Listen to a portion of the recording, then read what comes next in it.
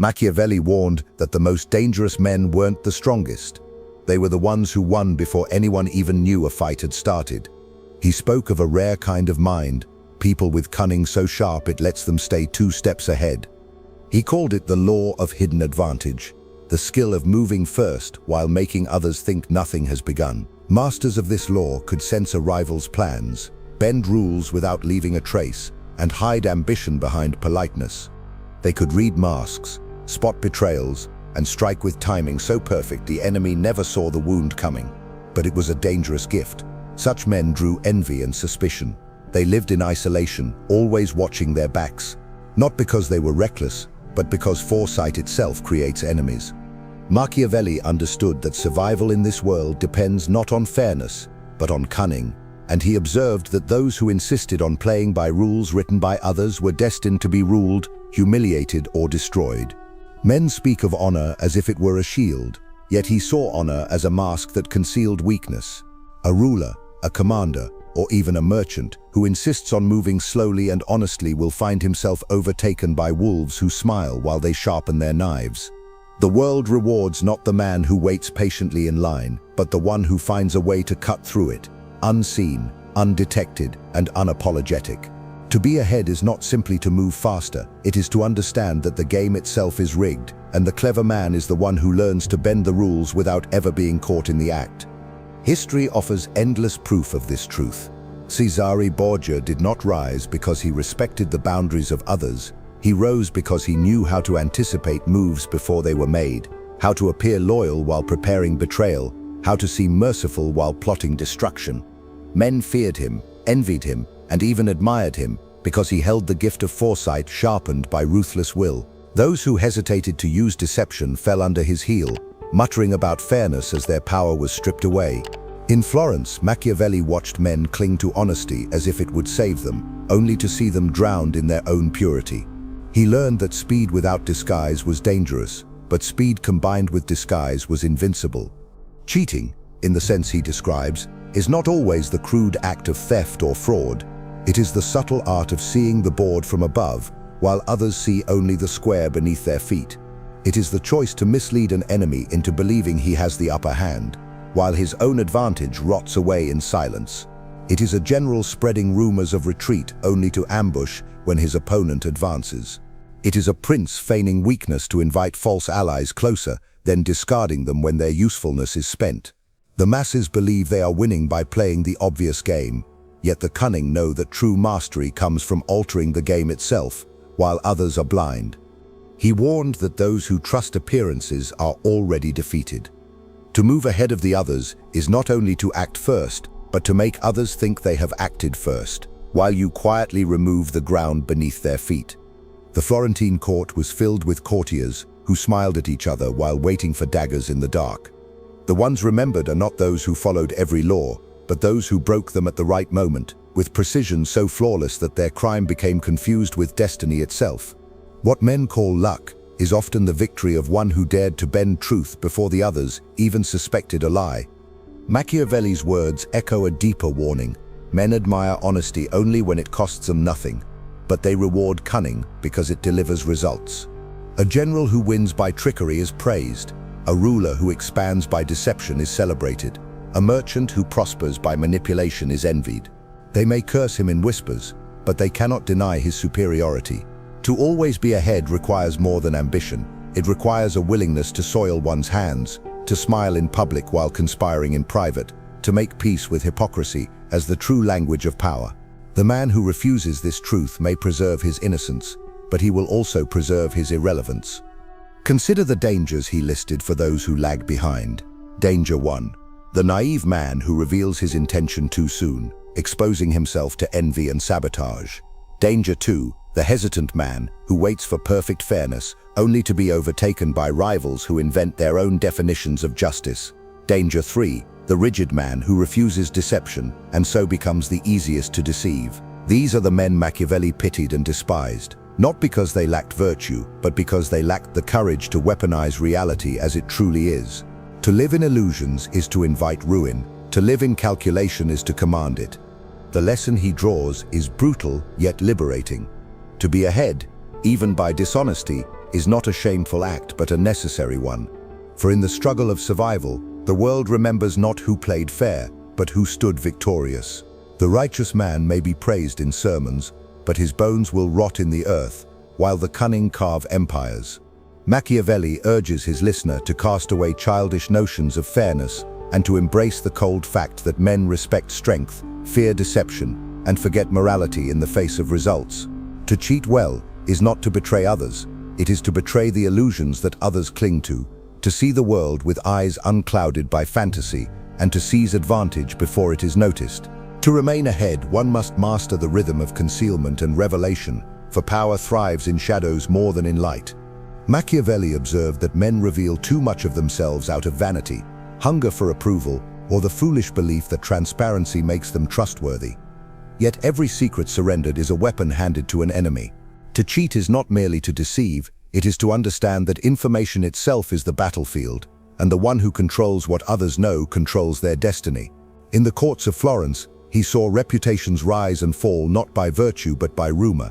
Whispers spread like blades in the dark. Those who survived longest were those who knew when to speak half-truths, when to hide intentions, and when to manufacture false trails that led rivals into ruin.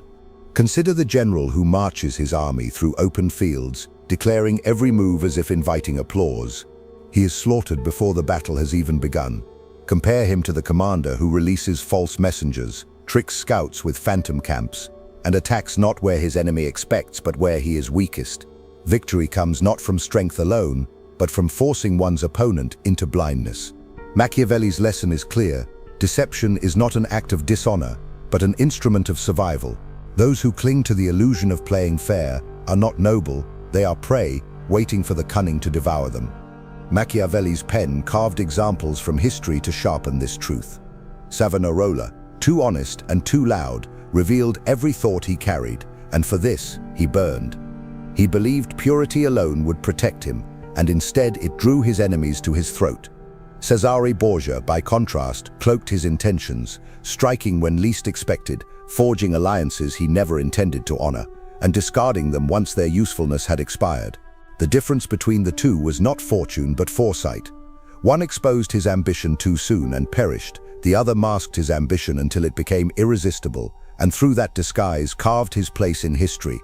The cunning man learns to use morality as a costume rather than a compass. He knows that men want to believe in justice, kindness, and loyalty, and he offers them the illusion of these things until the moment they are no longer useful. He cheats not for the pleasure of betrayal but for the higher prize of control. Every oath becomes negotiable, every friendship temporary, every alliance conditional upon survival. To remain ahead is not to abandon morality, but to wield it like a stage prop, convincing the audience of one thing while preparing another behind the curtain. The tragedy of the naive is that they mistake this theater for sincerity, and by doing so they surrender themselves to ruin. Machiavelli emphasized that perception matters more than truth. Men believe appearances, and appearances are the easiest thing to control. The man who cheats skillfully constructs an image of loyalty, generosity, and moderation, while beneath this image he sharpens his claws. Rivals see the mask and lower their guard. Allies trust the smile and miss the hidden blade. The most dangerous man is not the openly ruthless, but the one who looks harmless while quietly dismantling the strength of others. He cheats by living in two layers, the world of appearances that men worship, and the world of realities that he alone commands. There are traps for those who fail to understand this law. Pitfall 1, believing honesty is always rewarded, when in truth it often exposes weakness. Pitfall 2, mistaking early trust for permanent loyalty, when loyalty dissolves the moment fortune shifts. Pitfall 3, assuming men respect virtue over success, when history shows they bow to whoever prevails, regardless of how. The clever man avoids these traps by accepting the ugliness of human nature and shaping it to his advantage. He cheats because he knows that men would cheat him if given the chance, and he prefers to act first. The arc of ruin and mastery is revealed in these examples. The honest man, betrayed and broken, may be praised as pure, but is remembered as weak. The cunning man, who cheats with precision, is cursed as ruthless yet remembered as victorious. Machiavelli's words cut deep. It is better to be accused of treachery than to be forgotten in defeat. To always be ahead, one must embrace the role of deceiver, strategist, and silent architect of ruin. This is not cruelty for its own sake, but calculation, the price of command in a world where men respect only results. To move further into the heart of this truth, Machiavelli presses that the greatest danger is not the enemy who cheats openly, but the rival who cheats invisibly, who does so with such elegance that even his victims thank him for the wound. He observed that men rarely admit they have been deceived, for pride blinds them. They would rather invent justifications than confess they were outplayed. Thus, the most cunning man ensures not only that he stays ahead, but that those he has manipulated believe it was their own fault, or even their own choice to fall into his hands. This is the essence of superiority, to arrange the pieces so completely that the defeated still believe they had agency, when in truth they were guided step by step into ruin. The Florentine courts were a stage for such mastery. Courtiers jostled for position, thinking that wit and charm alone would secure them influence. Yet Machiavelli saw how carefully placed deceptions decided their fates. A whispered word in the right ear, a false promise made at the right moment, an enemy's ambition inflated until it destroyed him. All these were forms of cheating without name or proof. Men were not destroyed by armies, but by illusions that turned their strength against them. The lesson was unmistakable. The true art of power is to turn the very weapons of others into snares, to let their hunger, vanity, and recklessness blind them, while you stand calm, untouched, and waiting. He noted that rulers who refuse this art expose themselves to silent conspiracies. To move with honesty alone is to assume that others will grant the same in return. But this is a fatal illusion. In reality, men plot endlessly. Envy gnaws at their hearts. Resentment sharpens their tongues. Ambition drives them to strike when least expected. The ruler who pretends the world is kinder than it is will be toppled in the moment he turns his back. Machiavelli insists that staying ahead means not only striking first, but also striking silently, ensuring that the enemy does not even know he has lost until it is irreversible. To cheat is not a crime in such a world. It is a shield, a safeguard against the plots that breed in every court, every council, every gathering of men. Consider the categories of failure he outlines. Type 1, the naive idealist, whose honesty is so transparent that enemies see his moves before he makes them. Type 2, the reckless schemer, whose hunger for quick gains exposes his deception too early and invites backlash. Type 3, the coward, who hides behind words of loyalty, never daring to cheat directly, and thus becomes the first victim of those who do. Type 4, the pure opportunist, who cheats without foresight, gaining today but losing tomorrow. These patterns, Machiavelli explains, destroy more men than open warfare because they blind themselves while believing they are clever. Yet for every collapse, he offers a mirror of mastery. Look at the prince who hides his ambition until it is unassailable. He cheats by timing, by patience, by letting rivals exhaust themselves until the throne is taken with ease. Look at the commander who spreads false alliances, letting enemies believe he is weak while quietly securing reinforcements. He cheats by appearances, by turning lies into shields. Look at the merchant who manipulates scarcity, concealing his abundance so others bid higher for his goods. He cheats by silence, by letting others miscalculate until profit falls into his hands. The common thread is this: to be ahead is not merely to deceive, but to deceive with precision, so that the illusion becomes indistinguishable from truth. Machiavelli's voice grows sharper as he reminds us that envy is the most relentless enemy of all. To expose one's ambition, one's success, even one's honesty too soon is to invite envy's poison. Cheating, in this sense, becomes a form of armor, a way to veil ambition until it is too strong to be attacked. He writes of men who declared themselves too early and who were cut down by coalitions of rivals before their power could take root.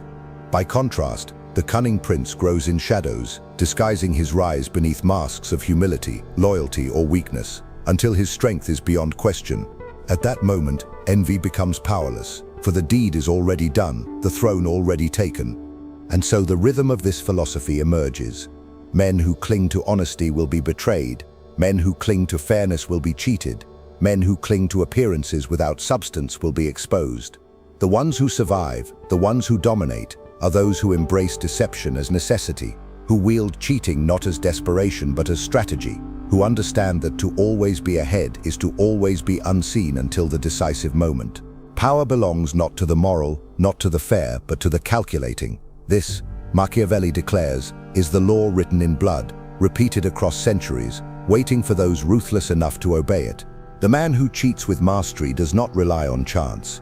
He manufactures it. Machiavelli observed that fortune bends most easily to those who prepare traps for it, those who seem blessed by luck only because they have engineered every outcome to look inevitable.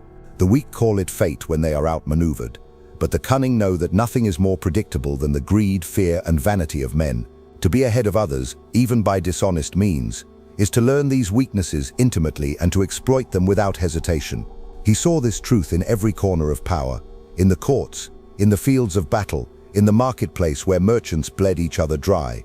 Everywhere, advantage belonged not to the innocent but to the manipulator who knew how to cloak his steps. Machiavelli taught that the supreme form of cheating is to make others complicit in their own defeat. The clever ruler ensures that his rivals believe they are acting freely, that every choice they make is to their own benefit, when in reality they march toward destruction laid out by his invisible hand. The Florentine court was rich with these spectacles. A man convinced to reveal his wealth only to see it confiscated, another persuaded to speak boldly against the prince, only to find himself isolated, a faction drawn into false alliances that left them trapped. These were not brute acts of theft or murder. They were orchestrations so refined that those who fell into them believed until the very end that they had outsmarted their foe. He warned that power is rarely seized in the open. Those who declare their intentions plainly invite resistance, yet those who disguise their aims find allies even among their enemies. A prince who cheats with charm convinces the gullible to assist him in building the very chains that will bind them. A general who cheats with strategy wins battles before swords even clash, because his enemy marches into the field already deceived. A merchant who cheats with perception convinces buyers that scarcity rules the market while his storerooms overflow. The constant thread is control of appearances, for appearances are the coin of the realm, and men buy them with their trust. Machiavelli divided such errors and triumphs into patterns that repeat endlessly. There is the man who believes that patience alone secures power, but patience without deception is wasted, for it reveals his ambition without giving him cover. There is the man who moves boldly but without subtlety, who wins small victories yet burns his strength too quickly, leaving himself vulnerable.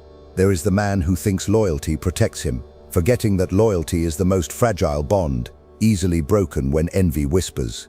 And there is the rare man who blends all, deception masked by charm, cruelty masked by necessity, ambition masked by humility. This man is the true master, because he cheats so elegantly that his betrayals are remembered as wisdom. The dangers Machiavelli names are brutal yet clear. Danger 1, exposure, for nothing breeds enemies faster than visible ambition. Danger 2, hesitation, for the one who waits for fairness will be overtaken by the one who bends it. Danger 3, moral blindness, for the man who refuses to deceive will be deceived, and he will fall without even knowing why. These are not accidents of fate, they are traps woven into the fabric of human affairs. The wise man cheats not because he delights in treachery, but because he knows treachery already surrounds him, and he refuses to be the one who falls first. The examples of ruin are instructive. Look to Savonarola, whose purity made him fragile, whose honesty turned him into a target. He burned not because he was wrong, but because he revealed too much too soon. Look to countless Florentine nobles who believed alliances were bonds of trust, only to find that alliances exist only as long as they are useful. Their mistake was not in believing, but in believing without calculation. Contrast this with Cesare Borgia, who made promises with one hand while preparing daggers with the other, who advanced not by chance but by constructing illusions that no rival could pierce until it was too late. His so-called fortune was the product of ruthless cheating, veiled by elegance. And so Machiavelli's lesson presses deeper. It is not enough to move quickly, nor enough to move with strength. To always be ahead is to cheat with patience, with foresight, with the calm understanding that men are ruled by perception more than by truth. A prince who masters this becomes untouchable because he makes his enemies betray themselves, his allies serve him unknowingly, his rivals walk into their own downfall. This is the cruel beauty of power, that it rewards not honesty but calculation, not purity but cunning, not fairness but foresight. and those who hesitate to accept this law will find themselves swept away by those who embrace it fully. Machiavelli pressed further that the art of cheating is not merely about deceiving enemies, but about disciplining allies, for even loyalty must be tested and controlled. He understood that men swear devotion while their eyes wander toward opportunity, and the prince who trusts words without proof invites betrayal. To stay ahead, one must cheat even one's friends, offering them illusions of favor, gifts that bind them in obligation, and promises that they dare not question. The most effective deception is not always against rivals, but against those closest, for familiarity breeds complacency, and complacency is the doorway through which conspiracies enter. The ruler who cheats his allies strategically ensures that they never know their true standing, and in that uncertainty they remain obedient. In Florence, he witnessed how entire factions collapsed because leaders treated loyalty as permanent. They mistook companionship for security and allowed allies to grow too confident, too powerful, too independent. Inevitably, these allies became rivals, striking when the prince was most unprepared. The cunning man avoids this trap by distributing favor unequally, by keeping each supporter uncertain of their exact place, by ensuring that envy among them prevents unity. This is a form of cheating far more subtle than lies.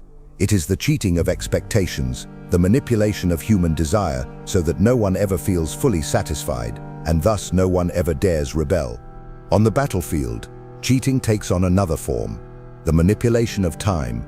A commander who strikes not when the enemy expects, but when exhaustion gnaws, when weather shifts, when morale falters, has cheated the very rhythm of war. He appears clairvoyant, when in truth he has only studied weaknesses others ignored. This is why Machiavelli admired the art of feints, false retreats, sudden ambushes, tactics that break the enemy's sense of reality. Victory is not just killing more men, it is collapsing the enemy's confidence so fully that he loses the will to fight. To cheat an army is to cheat its spirit, and once the spirit is broken, the body follows. Machiavelli also recognized the dangers of overindulgence in cruelty. The reckless cheater, too eager to betray, exposes himself. When every alliance is shattered, when every oath is mocked, even fear cannot protect him forever. The cunning prince cheats sparingly, with calculation. He allows honesty to be believed until the moment dishonesty yields the greatest advantage. A reputation for occasional fairness makes the betrayal more effective because no one anticipates it. Men are not destroyed by consistent cruelty. They are destroyed by sudden betrayal at the moment they believe themselves safe. This is the perfection of cheating, to lull others into confidence before dismantling them completely. The categories of failure return here with force. Type 1. The man who cheats too obviously, who delights in trickery so much that all trust evaporates. He burns brightly but briefly. Type 2. The man who cheats too rarely, who hesitates and clings to reputation, and thus becomes the easy target of bolder men. Type 3. The man who cheats without foresight, who wins today and loses tomorrow, blind to the long game. Type 4. The man who cheats without disguise, so transparent in ambition that even his allies conspire against him. These types litter history, reminders that cheating itself is not enough. It must be cloaked, timed and measured. Examples sharpen the lesson. The Venetian merchants often disguised their wealth, appearing poorer than they were, convincing rivals to underestimate them. In this way, they cheated perception itself and preserved dominance. By contrast, Florentine nobles paraded their riches openly, feeding envy until coalitions rose to cut them down. One group survived by hiding behind illusion, the other perished by exposing too much truth. This contrast reveals Machiavelli's core law: to stay ahead, one must not only cheat men, but cheat appearances, ensuring that envy is never given a clear target until it is too late to strike. And so, the rhythm of power grows ever darker. Cheating is not an exception. It is the method of survival in a world where everyone plots, envies, and desires. Machiavelli insists that those who condemn this truth still live by it unconsciously. For even the priest cheats the faithful with promises of heaven, and even the husband cheats himself with illusions of fidelity. The difference between the weak and the strong is not who cheats, but who cheats with clarity, foresight, and control. To be ahead is to master this law, to wield deception not as a desperate act but as the very foundation of one's rule, shaping reality until no rival can see the trap until he has already stepped inside it. Machiavelli turned his gaze to the psychology of rulers and subjects alike, reminding that the greatest victories are won not through force of arms, but through mastery of perception. To cheat effectively is to understand the invisible levers that govern men: fear, pride, hope, and envy. He observed that most men are blind to these forces, stumbling as though the world were ruled by fairness. But the one who stays ahead sees these currents clearly and bends them to his advantage. Fear can be cultivated not only through punishment, but through rumor of punishment. Pride can be turned into a leash, for men who believe they are clever can be guided into traps they think they designed themselves. Hope is the sweetest poison, promising rewards that never come, yet keeping men obedient. And envy, when stoked carefully, prevents allies from uniting against the one who manipulates them. The art of cheating is therefore the art of turning invisible passions into chains. In Florence, he saw men undone not by their enemies, but by their own illusions. A merchant who revealed his wealth too eagerly drew envious rivals who destroyed him. A courtier who spoke too boldly of loyalty exposed himself as an opportunist, making both friends and enemies distrust him. A general who relied only on visible strength found himself ambushed by whispers that turned his men against him before the battle was even fought. These men did not fall because their enemies were strong. They fell because they left themselves unguarded against the invisible weapons of perception. Machiavelli's warning is cruel but precise. To cheat is to use what others already believe against them, to weaponize their blindness until they ruin themselves. The patterns of failure appear again, each one repeated across generations. There is the naive idealist, who believes words of loyalty mean permanence, and thus is blindsided when his allies defect. There is the reckless schemer, who betrays too often and too loudly, until he becomes a target for vengeance. There is the coward, who believes by hiding his ambition he can escape envy, but who hides so deeply that he is overlooked and forgotten. And there is the opportunist, who cheats without strategy, gaining scraps today but leaving himself powerless tomorrow. All four types reveal the same flaw. They misunderstand that cheating is not random treachery, but a discipline, a craft that requires patience, disguise, and foresight. By contrast, the cunning man cheats with elegance. He cheats time by acting before his rivals know the game has begun. He cheats appearances by presenting weakness when he is strong, strength when he is weak. He cheats loyalty by making others dependent on him while he remains free of dependence on them. He cheats morality by wearing its mask, convincing the world of his honor while secretly calculating every step. Machiavelli admired Cesare Borgia, not for his cruelty alone, but for his ability to make cruelty look like necessity, to make betrayal look like wisdom, to make cheating appear as nothing more than the natural order of politics. This is the highest form of mastery, to not only cheat, but to cheat so well that the deception is mistaken for truth itself. The dangers of failing in this art are lethal. Danger 1. Exposing ambition without the strength to defend it, inviting enemies to unite against you. Danger 2. Trusting in reputation, believing that past loyalty guarantees future safety. Danger 3. Forgetting that envy never sleeps, that every display of fortune awakens those eager to see it collapse. These dangers consume those who refuse to cheat, but they also destroy those who cheat clumsily. Machiavelli insists that to stay ahead, one must cheat carefully, so that each act of deception strengthens one's position instead of corroding it. He drew lessons from history that cut like blades. Savonarola, the priest who spoke too openly, believed his purity was his armor, and it became his death sentence. He cheated no one, and so he was consumed by those who did. Cesare Borgia, by contrast, cloaked his ambition behind masks, deceiving allies and enemies alike until his throne was secure. Men curse his ruthlessness, yet they remember him as powerful. Men praise Savonarola's virtue, yet they remember him only as ashes. The world forgets the moral man, but fears the cunning one, and fear ensures survival. This is why Machiavelli insists that the path to mastery is built on deception, not honesty. To cheat is to recognize the law that others pretend does not exist. To stay ahead is to move while others hesitate, to speak lies that others mistake for truth, to conceal daggers behind a smile. Men may whisper against such methods, but they still obey the one who employs them. Power belongs not to the fair, not to the pure, not to the dreamers of justice. Power belongs to the man who cheats, and cheats well, who forges illusions so convincing that even his victims admire him. This is the essence of survival, and without it, all else is ruin. The man who cheats with precision understands that every step must serve not just the moment but the long game. For to stay ahead is not to win a single contest, but to bend the course of years. Machiavelli stressed that most men think only of immediate gain, of victories they can boast about today, yet those victories often become their downfall tomorrow. The cunning ruler cheats not for applause but for endurance. He moves in silence, planting illusions that will only reveal their effect months or years later. Rivals celebrate too soon, convinced of their triumph, while he has already set in motion the chain of events that will strangle them. This is why the great deceiver is always underestimated, because his victories unfold too slowly for ordinary eyes to see until they are irreversible. He drew attention to the danger of exposing strategy too quickly.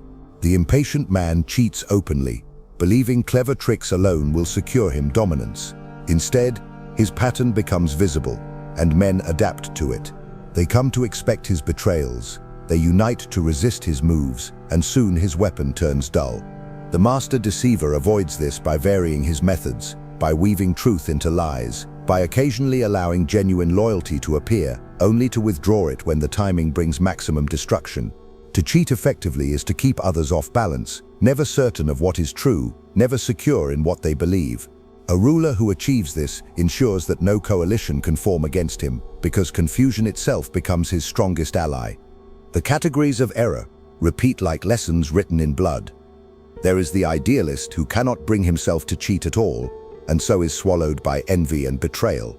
There is the brute schemer, who cheats so carelessly that his enemies unite against him. There is the coward, who cheats only through silence, too afraid to act decisively, and so gains nothing. And there is the reckless opportunist, who cheats boldly but without disguise, collecting short-lived victories that collapse into permanent ruin. These failures remind us that cheating is not a matter of impulse but of artistry, and those who forget this truth are undone by their own clumsiness. Machiavelli contrasted these with the archetypes of mastery.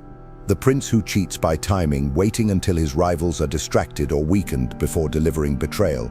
The general who cheats by perception, making his army appear larger or smaller, depending on what advantage the lie creates. The merchant who cheats by scarcity, manipulating the desires of men until they beg to pay more than his wares are worth.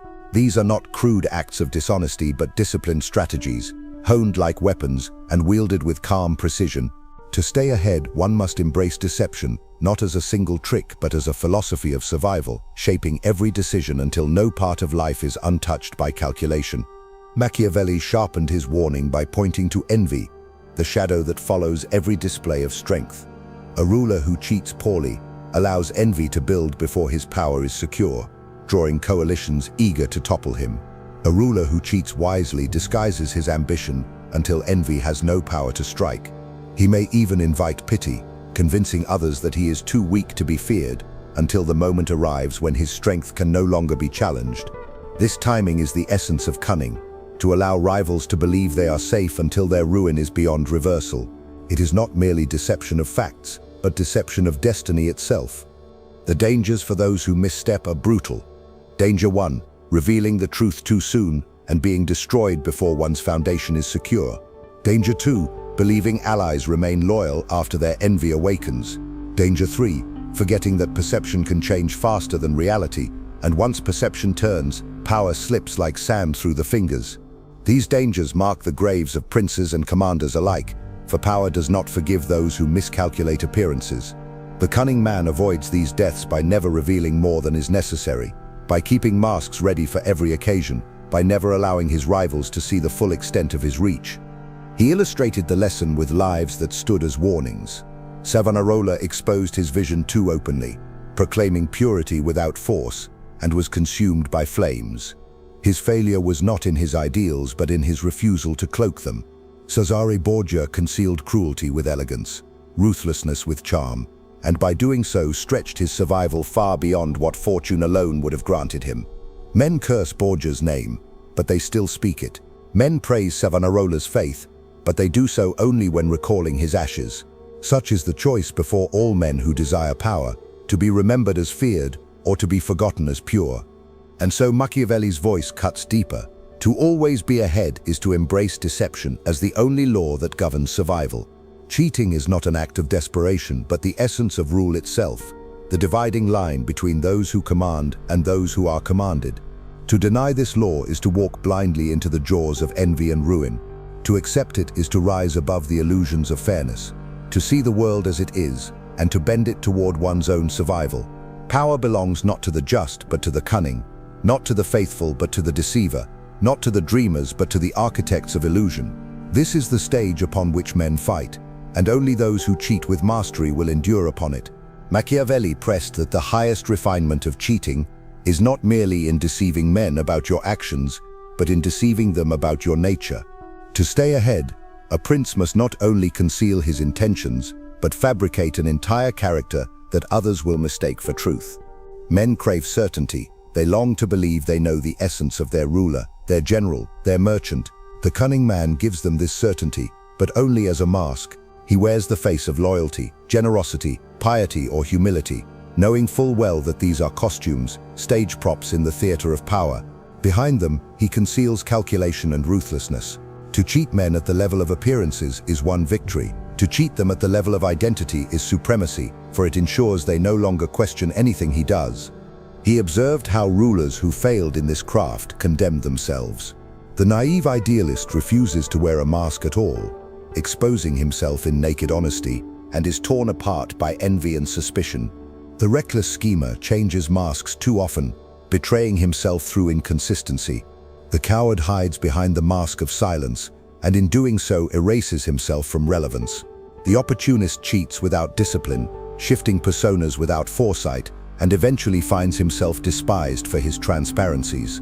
All of these types perish because they misunderstand that men judge not reality but perception, and that perception must be sculpted with as much care as stone cut by the chisel. Machiavelli praised those who understood this art.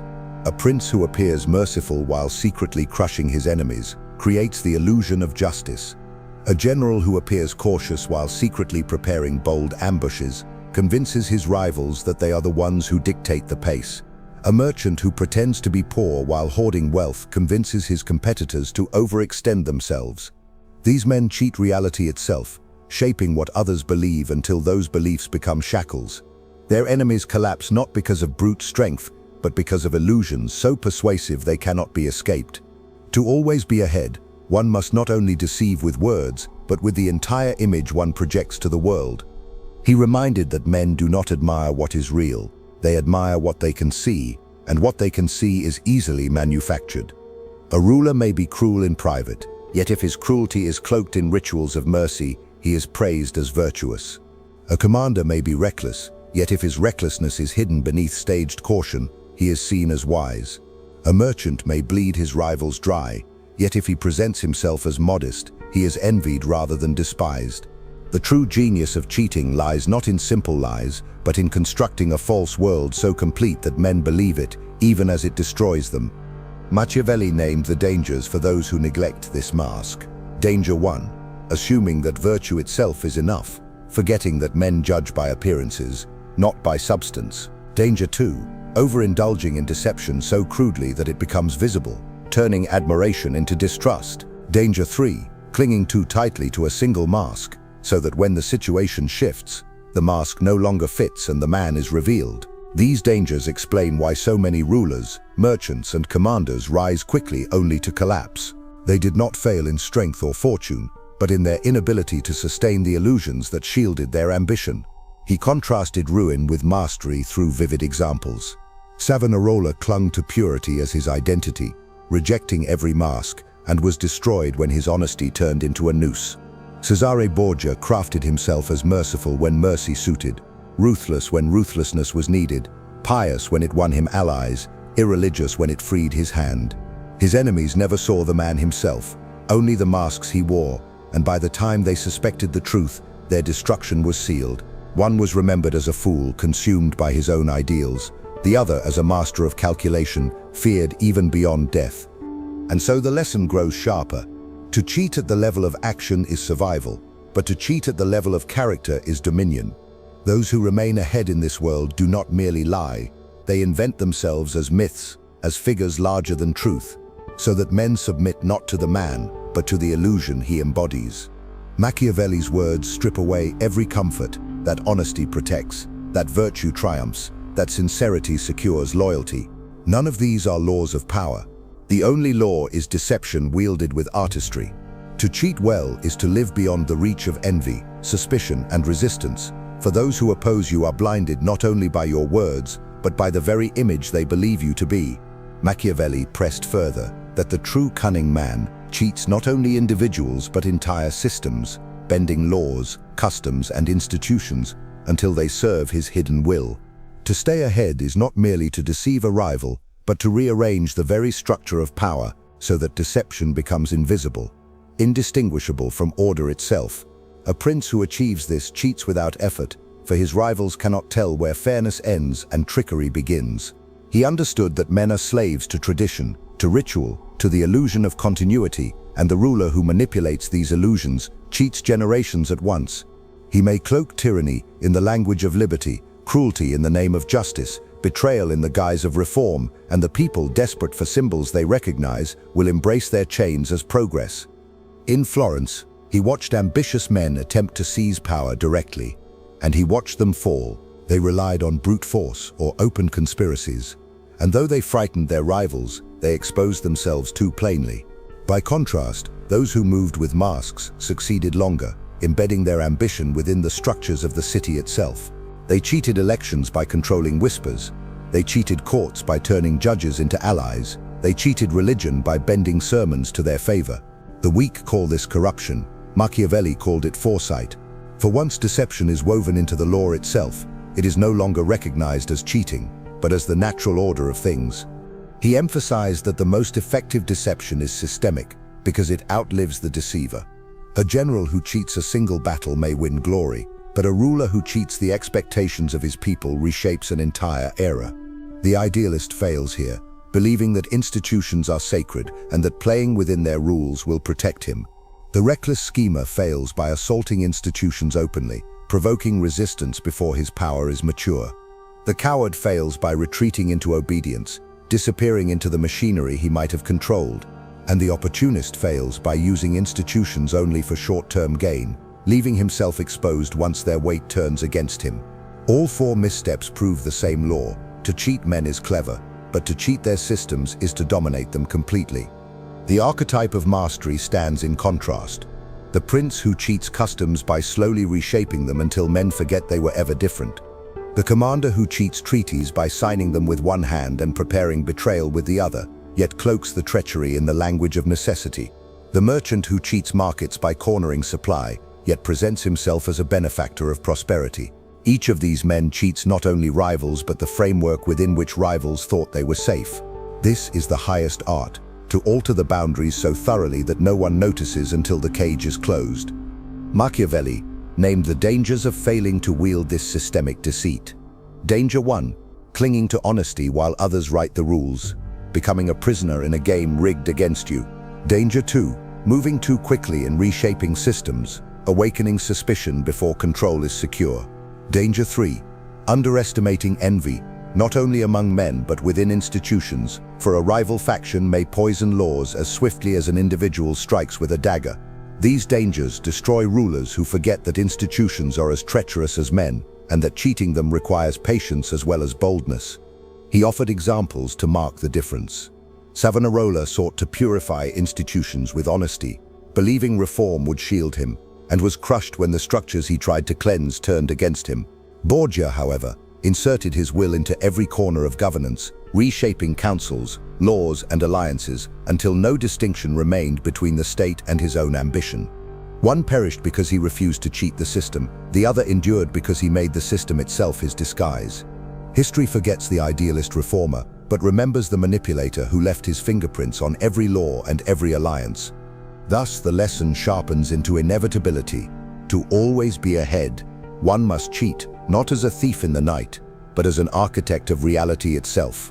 The most dangerous man is not the one who lies to another, but the one who rearranges truth until lies become indistinguishable from it. He cheats so completely that the world itself bends to his advantage, and no rival can even name the deception before it is too late. This is the summit of Machiavelli's wisdom: to cheat not simply to survive, but to rule, to dominate, to endure. For in the theater of power, it is not virtue that secures the crown, but illusion; not fairness that writes history, but cunning; not justice that prevails, but the man who cheats better than all others. Machiavelli drove the final blade of his teaching into the heart of illusion. To stay ahead is not only to cheat men, appearances, or systems, but to cheat fate itself. Fortune, he argued, is a river, wild, unpredictable, destructive when it overflows. Most men drown because they trust it will always flow gently. The cunning man builds dams, channels, diversions. He cheats fortune by bending its flood into his own service, by anticipating its violence and preparing snares long before others imagine danger. To always be ahead is to refuse submission to chance, to cheat destiny by replacing its chaos with one's own design. The naive call it luck, the coward calls it fate, but the cunning know it is calculation. He pressed that those who refuse this final form of deception perish quickly. The idealist trusts fortune to reward virtue, but fortune betrays him at the first turn. The reckless schemer lunges at every opportunity without discipline, and fortune devours him in his haste. The coward resigns himself to fate, and in doing so ensures he is forgotten. The opportunist takes only what fortune drops at his feet, and remains forever beneath the man who seizes what fortune has not yet revealed. These failures repeat endlessly, as predictable as the rising sun, because men prefer the comfort of belief over the cruelty of foresight. By contrast, the master cheats fortune by creating his own rhythm. He is never where his enemies expect, never exposed when disaster strikes. He cheats by stockpiling strength when others waste it, by cloaking ambition until the moment of strike, by appearing weak until weakness becomes a trap. He cheats by preparing exits no one sees, by building illusions so persuasive that even when fortune turns, men still believe he holds its favor. This is how rulers survive storms, not by faith in justice, but by crafting lies so strong they bend the storm itself. Cesare Borgia embodied this truth, rising from peril after peril, not because fortune smiled upon him, but because he cheated her, manipulating men, masks, and systems until even misfortune became a stage for his power.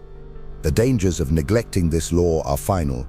Danger 1, believing fortune can be trusted and exposing oneself to its cruelty. Danger 2, mistaking short-lived success for permanence and collapsing when fortune shifts. Danger 3, forgetting that envy, fear, and ambition do not sleep, that even fortune itself conspires against the unprepared. These dangers erase the names of the weak from history, leaving only those who cheated fate to be remembered.